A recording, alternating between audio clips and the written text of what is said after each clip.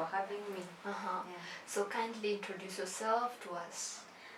I'm Catherine Mutiso, Okay. an entrepreneur at the Kids Only Salon. We are based in Buruburu, Okay. Phase 4. And yeah, my love for kids has brought me this far. I have a daughter who has really inspired me to start this business because she was really stubborn with the salon, and she would go to the salon and stay like a whole day literally, and not much is done. Okay. So I kept wondering to myself, I mean, nobody should be thinking about kids at this, you know, era and age and all that. So yeah, so I thought of starting one of my own, and I thank God for this far. I really thank God for this far. So, talking of your biggest inspiration, your inspiration was out of your own kid to start the Kids Only Salon. Yes. So, as you were starting this business, what were your highs and lows as you were starting this business? Well, my first fear was, will people bring their children? Okay. Like, will they trust us enough, you know, to bring us their kids? Will they trust us enough, you know, to know that if they come and leave their kids with us, if they are safe, if what they hear or watch, is it good for them and their growth? Yeah, so I would say definitely I had fears in the beginning. Okay. But I'm glad I went ahead, you know, and implemented my whole vision. And yeah, and parents have trusted us with their children. They bring them, they leave them, they go run their errands. Okay. When the kids are done, we make a call, you know, and we tell you, Mommy, baby is done, you can come pick her at your own time. Because as you can see, we have toys where they play, you know, they keep themselves busy, they have TVs, they watch.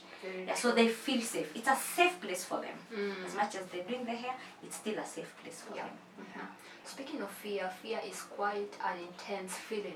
So how did you maneuver through that? It's a new business starting up, as you know, entrepreneurship is more of risk. So how did you inculcate and maneuver through the fears that you had? Well, I'd say God, one, because my faith in God really helped me, and it's pushed me through. Okay. And it's also good to also give somebody a reason out there to come and bring their own child. So when I started giving them reasons like, your children are safe in here, bring your child, don't be worried what they watch, don't be worried what they listen to, you know, it has grown with time. Because we are 6 years old now. Okay. And yeah, the children have, you know, have increased with time. Yeah. Oh, nice.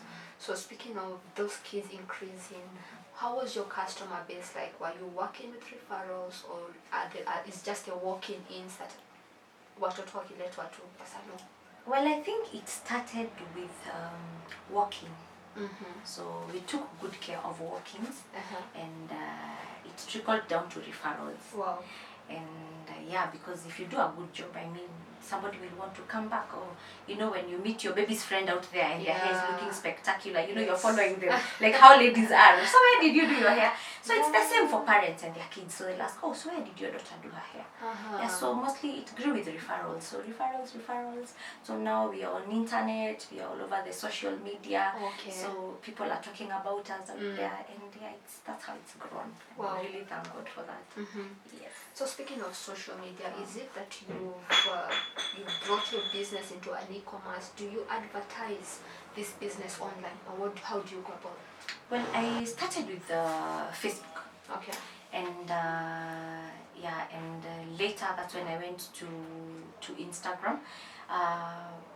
My daughter, teenagers, you know, they are exposed to this thing. She was like, Mom, let's try TikTok, let's try YouTube. Okay. Yeah, and we're on TikTok, we're on YouTube, we post short videos when our kids are dancing. You know, so it's really, you know, made us grow with time. People are aware, because kids nowadays, they watch TikTok, they watch YouTube. Yeah, so yeah. So speaking about the social media platforms, what is that one platform that has really sold out this business? Well, I would say maybe I start with Instagram, Okay. then Facebook, but they're almost in equal measure, and then now TikTok and YouTube. So on those accounts, is there somebody that handles those social media accounts, or you do them yourself? I handle them myself. Wow. I handle them myself. I post myself. I do the captions myself. Okay. Yeah. You still have not thought of employing a social media manager to Well, work I it out? think I have thought about it, Okay. but sometimes I feel, I'm like an artist. Okay. So most artists, you feel like you want to be on top of things. You know what you want, and Yes. maybe I have the fear of giving it to somebody, and they won't realize what I want realized. But I would not mind, because I'm sure maybe I'll be able to work with this person. Yeah. And it's easier for the person to like help me bring out what I want at the end of the day. Yeah. But Very for now, true. I'm just running all the handles myself. You're running the show yourself. I'm running the show. Oh, that is good. So, are there other things you're doing on the side apart from before you started this business? Were there other things you're doing? Because I see you have that. You have an innovative kind of mind. Amazing. Thank God. So, yeah. Before I started the kids salon, I had a fast food cafe. Okay. Yeah. I ran it for 7 years, and I sold it. When I sold it, that is the 6 years ago. That's when I started the kids salon. Okay. I have a business that has run for 12 years. Okay. It's Lexi Interior Makeovers, and it's on Facebook. It Okay. has a following of almost 10K. That's what I have a background of interior. Okay. So even how the kids salon looks was just my mind. Like I knew what I wanted realized. I knew what I wanted Okay. for the salon. So yeah, so I'm an interior designer. That's what I'd say. And now my love for kids inspired me to do this. Yeah, so I have those two running concurrently. That is good. So speaking of having an interior design mind, I see that it's a good thing, a great idea. I can see toys, I can see cars. So is it that is self-taught? Is this thing self-taught? Did you go to school for the interior design? You'd be surprised. Mine is inborn. Okay. My mom was a secretary since I came forth to know there is my mom. And you know how parents are, they want you to do what they are doing. So I was taken to a secretarial college, Okay. NIBS, when it was really new. And I ended up even not finishing because that was not my passion. Okay. She ignored the fact that I was already artistic because I sing in the church. Okay. And I am very artistic. I do. Yeah. Wow. So yeah, so that is where like it all came from. I think the interior business. Okay. It was something I started out of passion. It's something I love to do. Okay. I refurbish seats. You bring me your old seats. I will Wow. turn them around. Give me your house as a shell. I will paint for you. I will do your curtains. You know, I'll create a color rhythm for you. Oh, the color schemes. Yes. So yeah, so it's inborn. It's a passion. It's a passion. You've spoken about something very interesting, singing. You told me you sing in church. So what exactly do you sing? Are you a part of the praise and worship team? I'm a praise and worship leader in my church. Okay. Yeah, so I sing in the praise and worship team. I lead service sometimes. Yes. Nice. So far from that, I just want to, some of the young people here believe that white collar job it is for them. Yet we are at 70% percentage of unemployment. Young people out there without jobs. So probably you can advise them what can they do to make it work for them. Well, I think education is not bad. If you have learned something, it's not bad. Okay. But I think skill is important. What can your hands do? You know, even the Bible says God blesses the work of our hands, yes, not of our minds. You know, you can even think of a business idea. If you don't do it, it will not be blessed because you have not done it, you have not started it. Very So true. even as much as you're in university, you're learning something, or you want to do masters or something, what can your hands do? You know, are you artistic? Can you make small things to sell? Can you make juice? Can you bake? Can you know? So I would inspire them not to be like so much engrossed in education, which is not bad. I'm not overruling education because we all want our children to go to school. But what can your hands do? You know, like how can your hands help you? Okay. When you don't get a job at that point, can you roast maize? Can you cook something? Do something? What can your hands do? I got you. Yeah. So yeah, think about what your hands can do. Because Okay. your hands will bring you something as you are waiting maybe for the white collar job or something. Don't just sit there and do nothing. Do something. Yes. Yeah. You're saying that the work will do it for you, the skills will do it for you. It's not about just the education. But you see, there's this young person, they already have their idea in mind, they already have it at their hands, but there's no capital. They don't know where to start from. So what next for them? What can they do? It's sad with with our economic times and all that. But I believe you can always start something when you have your vision. Okay. See, if you want to make a car one day, what do you start? Making a toy car, Yeah. just to make sure that that toy car can move from point A to B. So you have to start. Okay. Because I've always thought that if you have a business idea, if you don't do it, somebody else will. True. Somebody else will, because you're not like this kids salon. I had opened and somebody else opened, though they never lasted for long because that was not their vision. Yeah. But yeah, start somewhere. Start with that small thing, because if you have the faith and keep the faith, for real, you will move some. You will be somewhere. Yeah. You'll be somewhere. You have to start to realize what you want. You have to start somewhere. Yeah. Go buy kidogo mtumba shoes. Sell because you have a vision, right? You make your profit. But try. As much as most of us are not patient with these things, but you can push yourself to do it. Look for something you can do so that you can realize your vision. Yeah. Being that I love this your idea, it's the kids only salon. So what makes it unique from the rest, from the other salons? Wow, we are unique in so many ways. Okay. If I start, we may not end. But first and foremost, how kids walking, even new kids, when they walk in, you can always see the excitement on their faces. I'm not sure whether it's how it looks, or it's the colors, or it's the toys, but I feel there's something very unique for them. Like when they walk in, they want to sit on the cars, they want to be everywhere. So that makes them feel like, I need to be in this place. I need to know what is here. Yeah. So when the kids walk in, their mind is not thinking about hair. It's thinking about play. You see? So when they think about play, that's the time you have to tell them, now you have come, so we do your hair and you can play with the toys. And most of them they're like, okay, please just, do it, because what they're looking at is the toy. And sometimes maybe when wakishuka, I'm sure you've seen them. Most of them are holding toys, they're playing with them. So it distracts them. So one, toys. The place, the way it is, the way it's made, the way it's, like for kids, it's just for kids. And even mostly when the kids come, those ones who look very afraid because they've been in other salons, they have experience. So when they come, their mind is already set with the other places, they have bad experiences and all that. So even trying to convince those kids, like, we have to tell them our blow dries, the motor is regulated, so it's not as hot. Like here you can play with toys. Which cartoon do you want to watch? So already they feel at home.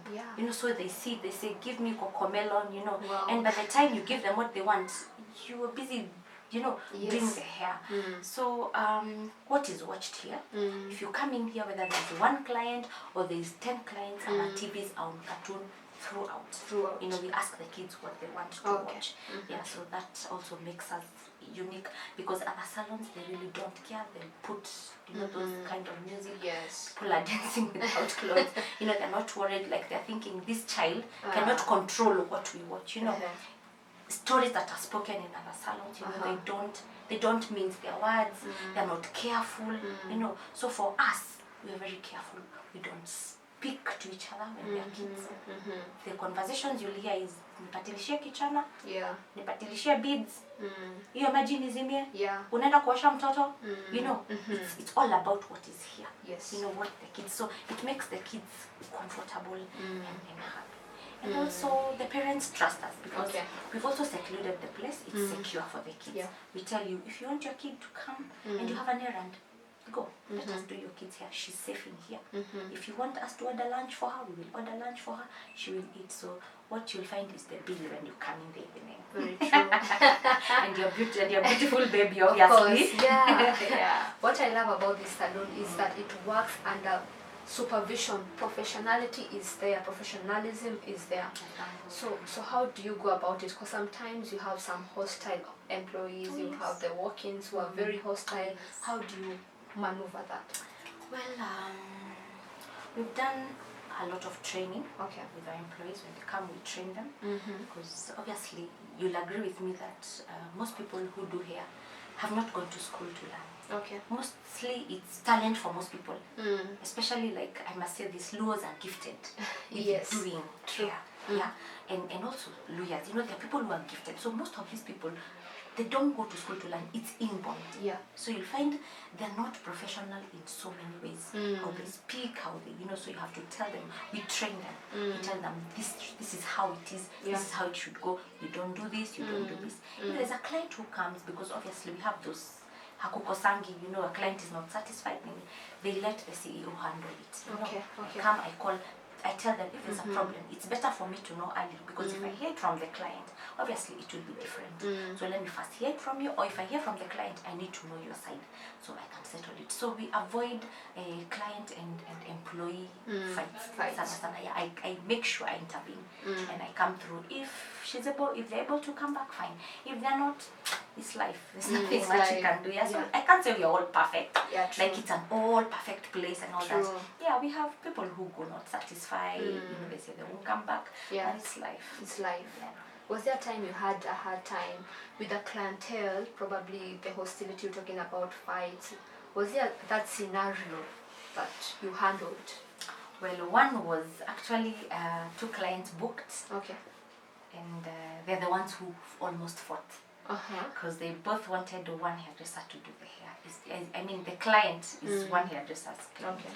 So that is the one that really brought tension in here, because now the parents ended up not physical, but verbal fights. I had to cool them down. I had to find a way, because I can't say no. Let's start with you. Let's end with you. It was really tough. It was on a Sunday. It was really tricky. I had to come from church. Yeah, I had to come from church. Okay. So, but eventually, we agreed. You One agreed. client was like, okay, because one said they were going somewhere at 2, and then the other one said that they were even late to go where they were going. So I asked them, so what do we do? Give me a solution. If it were you, what would you do? Would you come down and let the other person? Because if you are both up, nobody's going to bring a solution. Definitely. So eventually they agreed. Though one wasn't really happy, so she walked away, but she came the next day. She's still our client today. Wow. Yeah, she has 2 kids. So yeah, the other one stayed in and the hair was done. So we still have both of them, but that was a very tough moment for me. I understand. Crazy. Because if it were the kids, they don't care. Yes. Yeah, kids don't care. Mimi 1, Mimi 2, okay, Mimi 2, Mimi 1. But the parents, they're like, hey, no, Yes. I came here, da, da, da. So, Yes. but I thank God, gives us the grace to go through these things each and every time. Yeah. Yeah, so far from the disputes that you've had with clientels, the statistics that we have currently shows that 80% of entrepreneurs that start their businesses, they shut in 2 weeks' time, in 1 month's time. It was a flourishing business, and then all of a sudden it goes down to the drain. So what do you ensure that you keep sustaining to ensure that this business, Kids Only Salon, is still at its weighing balance? Well, one would say I'm a tiger. Period. Wow. 2, what keeps me afloat is my faith in God. Okay. And handling things soberly, resilience, Okay. patience. You have to be constant. Okay. No matter what, you have to be constant. Yeah. When I started, I had employees. I had 4 employees. So Okay. when COVID started, they all went and they opened their salon not far from here. Okay. But I'm still here. Okay. I'm still doing well, and I thank God. Yeah, so I would say, resilience, faith, and keep to your vision. Yeah, keep to your vision, believe in your vision, because you're the one who carries your vision. Nobody else can carry your vision. Yeah. Mama Mboga may open next to you and this other one next, but you know what you want. Yes. Yeah. So you will find this person is moving faster than the other one because you had the vision. Yeah. You knew you would start cutting the skumas away in a different way than Yes. everybody else. You'll do your carrots, potatoes together, things like this. So the uniqueness that you carry, Yes. and the mind that you carry is what would make you stand out. Very true. Yeah. So speaking of COVID, did COVID affect you? Did it affect this business as it was announced? Before it was Yes. announced? Yeah. I closed doors for 2 months. Okay. Yes, it's like 2 months, literally 2 months. And so I was telling you the employees I had, so it became hard because it's not important for you to take your child from home. Yeah. You don't know what this corona is. You have no idea. You just had a lot of stories. If you touch, so people kept their kids in the house. So me being here, nobody's going to bring their kids. So we closed down our doors. And for 2 months. So in August 2020 or 2021, 2020. Okay. COVID was by in 2020. 2021 in August Yes. is when I opened the doors. Okay. So the employees I had, so I tried recalling them, but a few like clients had told me, hey, nowadays they're coming to the house, So I tried salvaging the situation, but it wasn't possible. So I decided to start again. So I restarted. Okay. Like default settings, that's what it's called. Default setting. Yes, like the way you flash your phone and you Yes. start saving numbers, Yeah, so that's how I did it. Like I decided, Catherine, you've never had such a business, you've just started it, so start looking for clients. Yeah, even my Instagram, by the way, I started from when I restarted. Yeah, so yeah, and it has peaked. Yeah, it has peaked. Challenges I've had. Okay. Yeah, I've cried by myself. But I thank God because whatever it was, I took it out and I'm able to rise. Yeah, which is not easy for so many people. Not easy. It's not obvious, it's you can't just wake up and decide, you have to live beyond your faith, like crazy faith. Yeah. You have to think like, what's my next move? Yeah. Cry, okay, you've cried, wake up in the morning. So what's my next move? Yes. Where am I getting new employees? Yeah. Where am I starting from? Like you have to make sober decisions. Yeah. If you're not sober with some of these things, then you end up yeah. So I thank God. So speaking of the crazy moves, you closed this business for 2 months, and being that this economy is quite hard, things are rising, prices of things are inflating. Was it a hard decision to make, and how did you survive through this life? Being that you've now shut the business, what were you doing at that time? There's one reasoning I had. Okay. I'll give also an example. I love giving examples. I once went to, there's a hotel in Machakos belonging to the governor or something, and swimming there is 1,000 bob. Okay. So whether you swim for 20 minutes, whether you swim all day, whether you swim for 1 hour. Okay. Why? It's to keep a certain standard. Okay.